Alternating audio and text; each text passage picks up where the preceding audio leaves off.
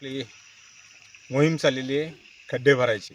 आणि हे खड्डे भरत असताना हा रस्ता माझा की तुझा, तहसीलदार म्हणतो माझा नाही, PWD माझा नाही, नगराध्यक्ष म्हणतात माझा नाही, मुख्य अधिकारी म्हणतात माझा नाही.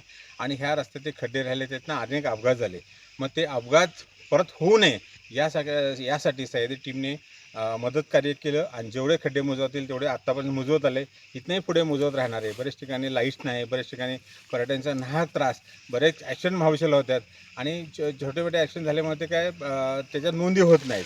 तर असे अपघात महाविशाला होऊ नये म्हणून आम्ही ही मोहीम हाती घेतली. आणि आज आम्ही कळमगावचा एक आम्हाला कॉल आला की या का विहिरीमध्ये म्हस पडलेली आहे आणि तुमची आम्हाला मदत पाहिजे.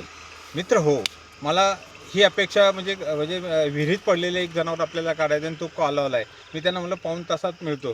त्यावेळेला हे अधिकारी लक्षात ठेवा, पंचायत समिती असेल, तहसीलदार असेल, नगराध्यक्ष असतील, CO साहेब असेल, नगरपरिषदेचे, आम्ही असं विचारलं नाही की हे माझ्या हद्दीत नाही, मी का जावं म्हणून.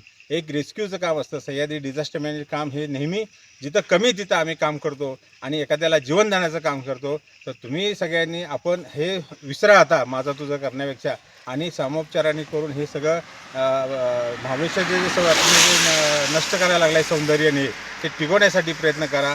मी एवढंच बोलीन. जय हिंद, जय महाराष्ट्र.